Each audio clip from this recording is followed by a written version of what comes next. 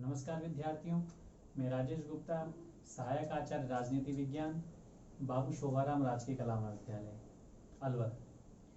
पुनः आपका स्वागत है बाबू शोभाराम राजकीय कला महाविद्यालय के यूट्यूब चैनल पर। और आज जिस टॉपिक का अध्ययन करेंगे वह है अरस्तू के दास्ता संबंधी विचार। अरस्तू के दास्ता संबंधी विचारों पर आगे बढ़ने से पहले जो मैंने पूर्व के जो वीडियो में जो विचार डाले हैं अरस्तू के, जैसे अरस्तु के परिचय, अरस्तु के राज्य संबंधी विचार और अरस्तु के जो नागरिकता संबंधी विचार हैं, उन पर एक संक्षिप्त हम जो चिंतन है, संक्षिप्त चर्चा वो कर लेते हैं। अरस्तु राजनीति विज्ञान के पिता कहे जाते हैं। अरस्तु प्लेटो की ने जो एक शिक्षण संस्था स्थापित की थी अकादमी, उसके सबसे प्रिय शिष्य थे। प्लेटो ने उनको अपनी अकादमी का मस्तिष्क भी कहा। प्लेटो ने अपनी खुद की शिक्षण संस्था स्थापित की जिसका नाम था लीसियम। प्लेटो को राजनीति विज्ञान का पिता भी कहा जाता है क्योंकि राजनीति विज्ञान में तुलनात्मक जो शासन की सबसे पहले नींव है, तुलनात्मक राजनीति की जो सबसे पहले नींव है वो अरस्तु ने रखी। अरस्तु ने 158 देशों के संविधानों का तुलनात्मक अध्ययन किया। अरस्तु ने सबसे पहले ये कहा कि जो राज्य है उसमें विधि का शासन होना चाहिए, राज्य विधि के शासन के आधार पर संचालित होना चाहिए। अरस्तु ने 158 देशों के जो संविधानों का अध्ययन कर अपने निष्कर्ष, अपने सिद्धांत दिए। तो अरस्तु ने सबसे पहले उदाहरणों के आधार पर अपने विचार दिए। इस पद्धति को आगमनात्मक पद्धति कहा जाता है। तो अरस्तु आगमनात्मक पद्धति का जनक है, जबकि प्लेटो निगमनात्मक पद्धति का जनक है। प्लेटो ने सबसे पहले निगमनात्मक पद्धति का प्रयोग किया था। शासन के 3 अंग होने चाहिए, सरकार 3 अंगों में कार्य करनी चाहिए, व्यवस्थापिका, कार्यपालिका, न्यायपालिका, ये सबसे पहले अरस्तु बताता है। राजनीति विज्ञान को सर्वोच्च विज्ञान की जो संज्ञा है वो सबसे पहले अरस्तु देता है। संवैधानिक शासन की बात, सीमित शासन की बात सबसे पहले अरस्तु करता है। तो इन सभी सिद्धांतों के कारण अरस्तु को राजनीति विज्ञान का पिता कहते हैं। फिर हम बात करते हैं अरस्तु के राज्य संबंधी विचारों की। मैंने पूर्व में भी इस एक वीडियो में अरस्तु के राज्य संबंधी विचारों को पूरी तरह स्पष्ट किया है, विस्तृत रूप से उनकी विवेचना की है।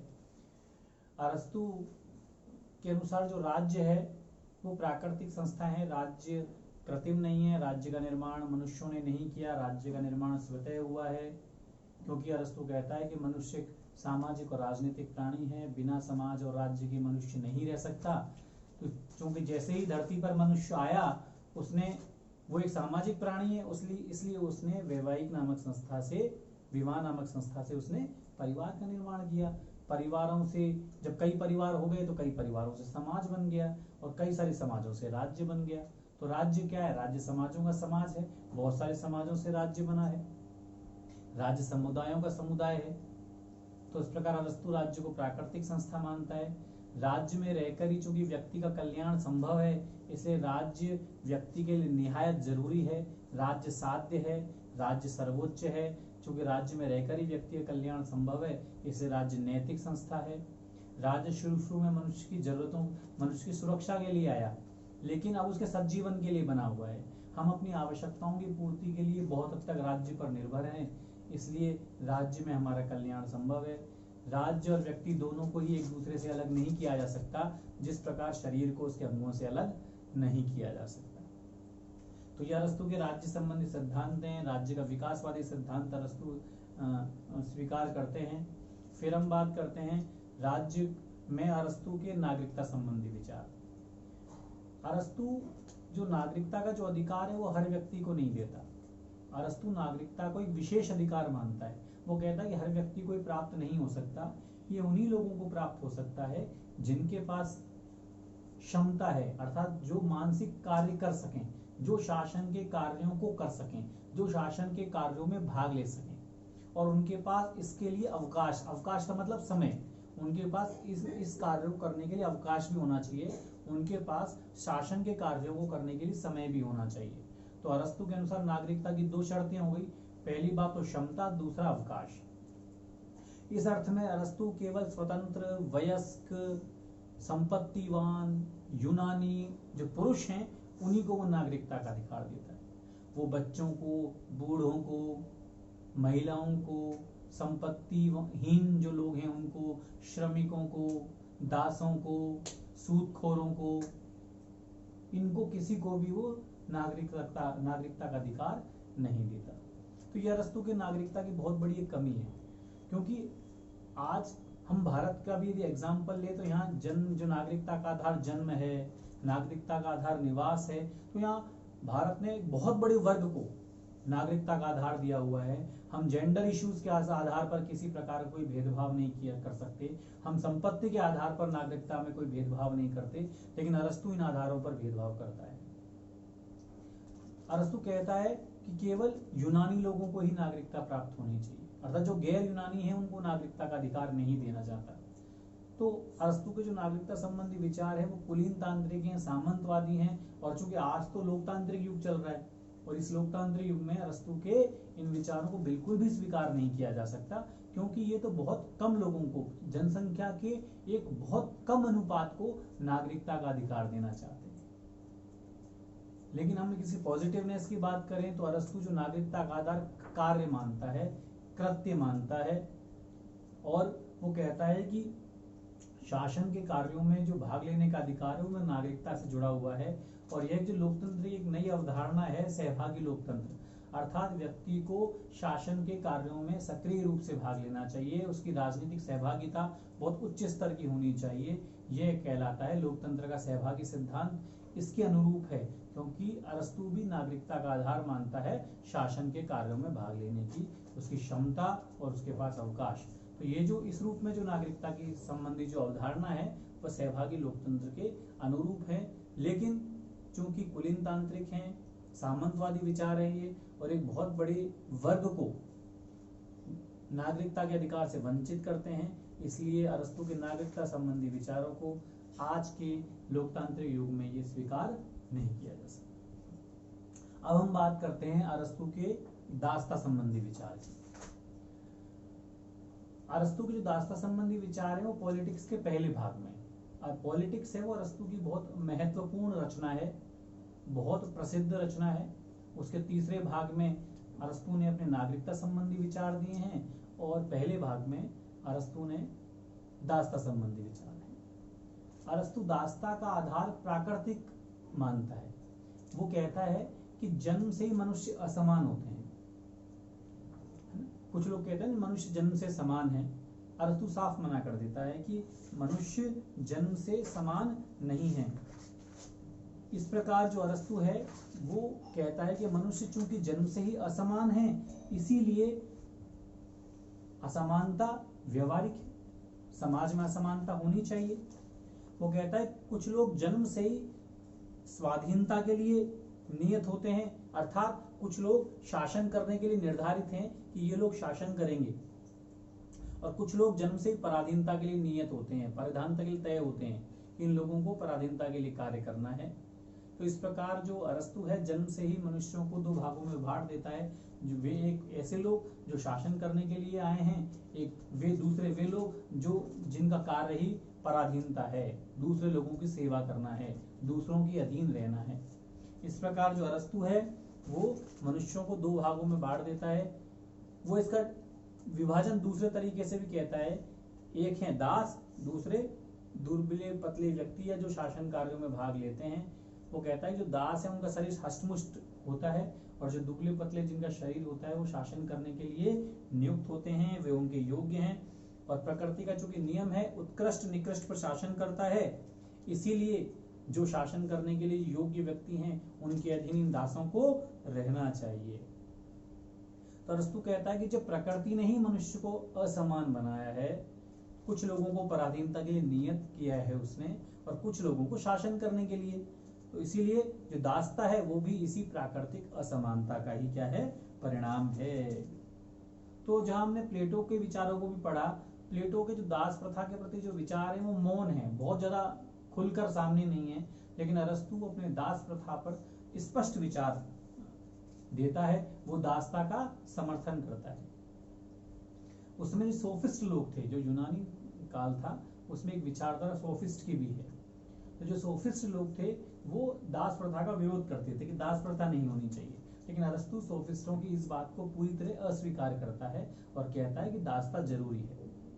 अब दासता क्यों जरूरी है, इसको भी वो अरस्तु बताएंगे। वो कहता है कि जिनमें विवेक नहीं है, जो विवेक से शून्य है, मस्तिष्क से शून्य है, वो दास हैं। उन्होंने दासता को परिभाषित किया है, दास की परिभाषा दी है कि जो मस्तिष्क से शून्य है, जो विवेक से शून्य है, वो क्या है? दास है। जो अपने लिए नहीं दूसरों का है, दूसरों के लिए बना है, वो दास है। दास परिवार की सजीव संपत्ति है। जिस प्रकार हम देखते हैं कोई घर है, उसमें निर्जीव और सजीव दोनों प्रकार के सामानों की आवश्यकता होती है।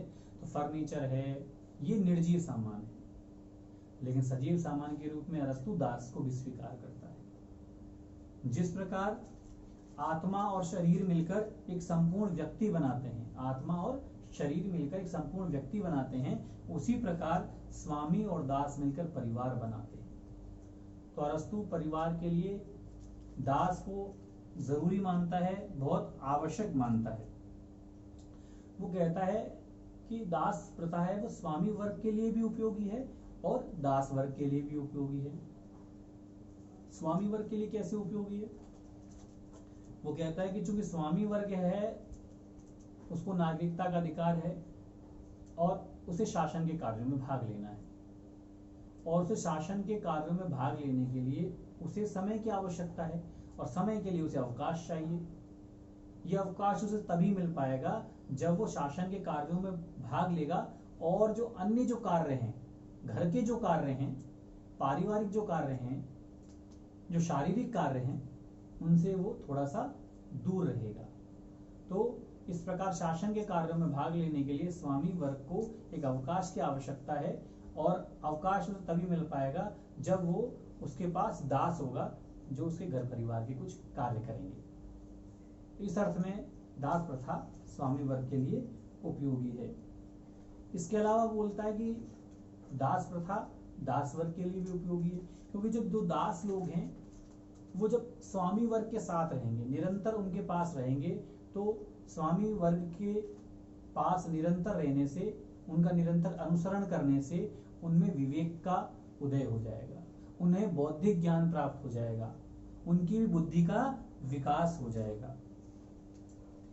इसके अलावा दासता अर्थव्यवस्था के अनुकूल भी है, क्योंकि कुछ व्यक्ति स्वामी वर्ग के रूप में कार्य करेंगे, कुछ व्यक्ति शासन का कार्य करेंगे, और कुछ व्यक्ति अपना अन्य जो शारीरिक कार्य है उनको करेंगे। तो अर्थव्यवस्था की दृष्टि से भी कुछ लोगों को अलग कार्य मिलेगा, कुछ लोगों को दूसरा कार्य मिल जाएगा। इस प्रकार जो अरस्तु है वो दास प्रथा को यूनानी समाज के लिए बहुत ज्यादा जरूरी मानता है, और वो कहता है कि दास प्रथा के होने से स्वामी वर्ग का भी कल्याण होगा, उनको भी अवकाश मिलेगा, वो भी शासन के कार्यों में बहुत अच्छे भाग ले पाएंगे, और दास वर्ग को भी इससे बहुत फायदा मिलेगा, क्योंकि उनमें विवेक का उदय होगा, उनका बौद्धिक कल्याण होगा। और लेकिन इसमें कुछ वो हिदायत भी देता है। वो कहता है कि स्वामी वर्ग को दास वर्ग के साथ पुत्रवत व्यवहार करना चाहिए, उनके संग दुर्व्यवहार नहीं करना चाहिए।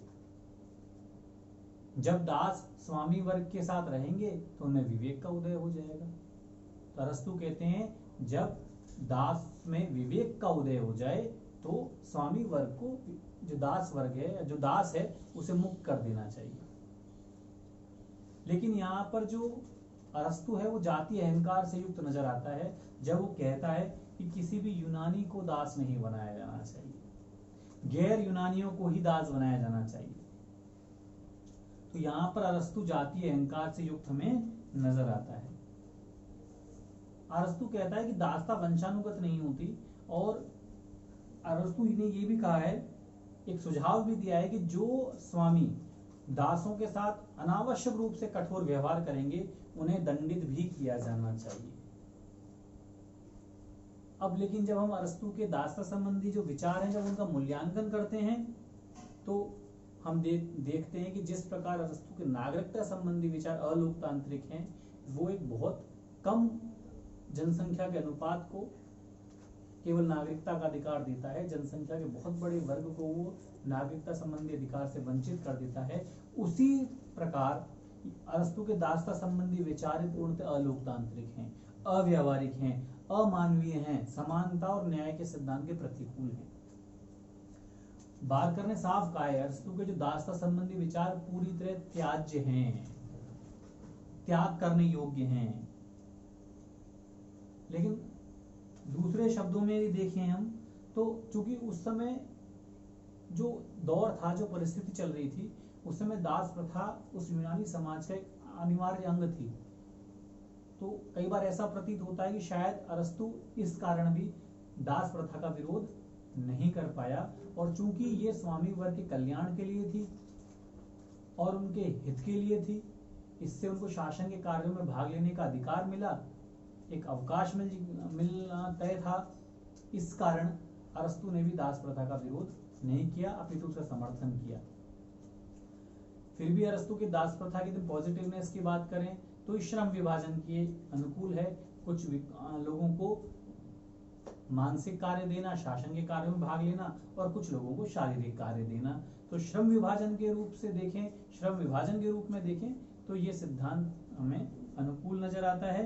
लेकिन जब हम पूर्ण सिद्धांत का जब अवलोकन करते हैं तो अरस्तु का जो दास्ता संबंधी विचार है उसे हम पूरी तरह अलोकतांत्रिक पाते हैं, सामंतवादी पाते हैं, अमानवीय और जो न्याय और जो लोकतंत्र का जो गुण है उसके विपरीत सिद्धांत है। इसीलिए अरस्तु के दास्ता संबंधी विचार को कदापि स्वीकार नहीं किया जा सकता। और वर्तमान जो लोकतांत्रिक समय है, जो लोकतांत्रिक युग है, उसमें तो दास्ता पूरी तरह अत्याज्य है। हम किसी भी व्यक्ति से जबरदस्ती कार्य नहीं करा सकते।